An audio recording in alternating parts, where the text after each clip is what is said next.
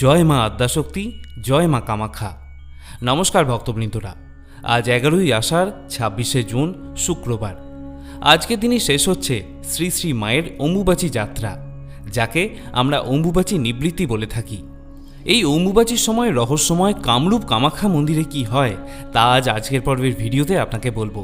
তাই আপনি যদি মায়ের প্রকৃত ভক্ত হন এবং মায়ের আশীর্বাদ লাভ করতে চান, তাহলে ভিডিওটি সম্পূর্ণ মনোযোগ সহকারে দেখুন এবং ভিডিওটি দেখার পর কমেন্টে একবার ভক্তি ভরে জয় মা কামাখ্যা লিখতে ভুলবেন না। বন্ধুরা, ভারতবর্ষের আসামের গুয়াহাটির যে বিখ্যাত নীলাচল পাহাড় রয়েছে, সেখানেই 10 মহাবিদ্যার অন্যতম প্রধান শক্তি আদিশক্তি কামরূপ কামাখ্যার পীঠস্থান বলে গণ্য করা হয়। এই মন্দিরের অন্যতম বিশেষত্ব হলো এই যে এখানে অম্বুবাচী চলাকালীন সময়ে যদি যাওয়া হয় এবং অম্বুবাচী শেষ হয়ে যাওয়ার পর নিষ্ঠা ও ভক্তি সহকারে মায়ের পূজা করা হয়, তাহলে ভক্তের সকল মনোকামনা পূর্ণ হয়। শুধু তাই নয়, অম্বুবাচী নিবৃত্তির দিন কামরূপ কামাখ্যায় মায়ের এই মাহাত্ম্য কথা শ্রবণ করলেও ভক্তের জীবনে অশেষ কল্যাণ সাধিত হয়। এমনটাও দেখা গেছে যে এই সময় কঠিন থেকে কঠিনতর রোগব্যাধিও নিরাময় হয়ে যায়। অগণিত মানুষ এবং লক্ষ লক্ষ ভক্ত দর্শনার্থীরা এই অম্বুবাচী চলাকালীন সময় দূর দূরান্ত থেকে এসে এই মন্দিরে সমাগম করেন।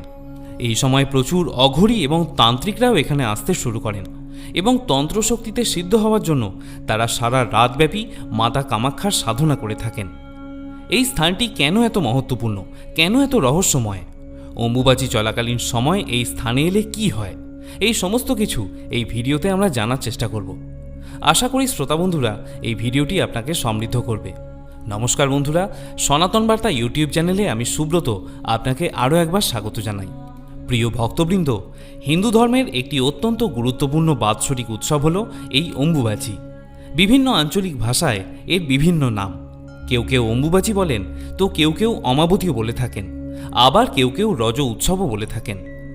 সনাতন ধর্মে এই পৃথিবীকে মাতা হিসাবে বিবেচনা করা হয়। পবিত্র বেদেও এই পৃথিবীকে ধরিত্রী মাতা বলা হয়েছে। আমরা সকলেই এই পৃথিবী মাতার সন্তান। অম্বুবাচী রীতির পিছনেও রয়েছে পৃথিবী যে আমাদের মা, এই দৃঢ় বিশ্বাস। আসলে নতুন বর্ষার শুরুতে পৃথিবী যখন প্রথমবার জলসিক্ত হয়ে ওঠে, তখন তাকে ঋতুমতী নারীরূপে গণ্য করার সনাতন সংস্কারে এই অম্বুবাচী উৎসব পালন করা হয়ে থাকে।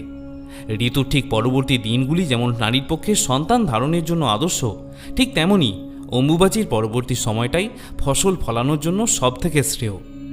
বন্ধুরা, রহস্যময় কামরূপ কামাখ্যা মন্দির তার অদ্ভুত চমৎকারী শক্তির জন্যই সুপরিচিত।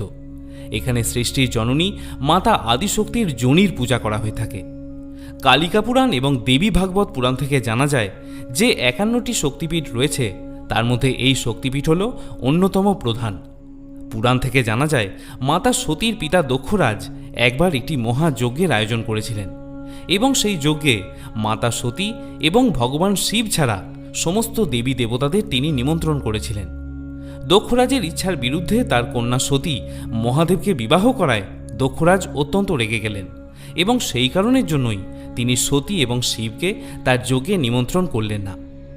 মহাদেবের অনিচ্ছা সত্ত্বেও দেবী সতী মহাদেবের অনুচরদের সাথে নিয়ে সেই যজ্ঞানুষ্ঠানে উপস্থিত হন।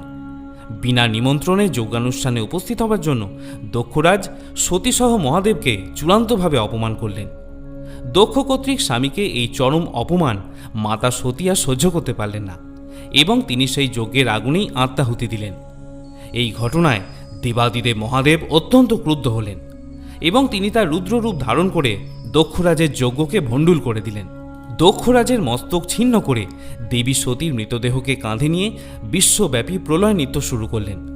তখন সমস্ত দেবদেবীর অনুরোধে ভগবান বিষ্ণু তার সুদর্শন চক্র দ্বারা মাতা সতীর দেহটিকে 51টি খণ্ডে বিভক্ত করে দেন এবং এই 51টি দেহখণ্ড ভারতবর্ষের বিভিন্ন জায়গায় গিয়ে পড়ে, আর এই প্রত্যেকটি জায়গাতেই সৃষ্টি হয় এক একটি শক্তিপীঠের। এই 51টি খণ্ডের মধ্যে মাতার যোনিভাগ যেখানে পড়েছিল সেই স্থানটি হল আসামের গুয়াহাটির নীলাচল পাহাড়, আর সেই কারণেই এখানে দেবী কামাখ্যার যোনি পূজা করা হয়ে থাকে। কামদেব এই স্থানে এসে মহাদেবের অভিশাপ থেকে মুক্তি পেয়েছিলেন এবং তিনি প্রথম যিনি মাতার পূজা করেছিলেন। সেই কারণেই এই স্থানটির নাম হয় কামরূপ। অন্যদিকে শিবপত্নী সতীর আরেকটি নাম ছিল কামাখ্যা, তাই এই দুই নাম মিলে এই স্থানের নাম হয় কামরূপ কামাখ্যা। বন্ধুরা, সনাতন ধর্মের নারী দেহের যোনিকে এই পৃথিবীতে জন্ম নেওয়া সমস্ত মানুষের প্রবেশদ্বার বলে গণ্য করা হয়েছে। তাই এই মন্দিরটি অদ্ভুত চমৎকারী এবং সিদ্ধশালী বলেও জানা যায়।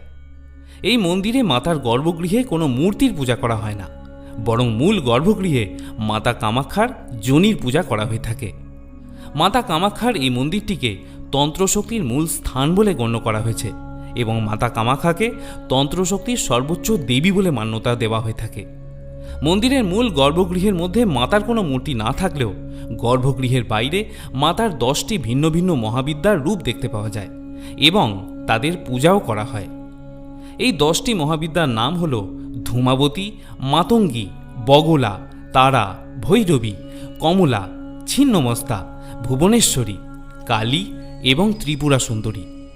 এই 10টি মহাবিদ্যা এখানে অবস্থান করার জন্য এই স্থানটি তন্ত্রশক্তিতে পরিপূর্ণ হয়ে থাকে এবং এখানে অদ্ভুত শক্তি তথা কালা জাদু দ্বারা প্রভাবিত অসুস্থ মানুষকে সুস্থ করা সম্ভব হয়ে থাকে।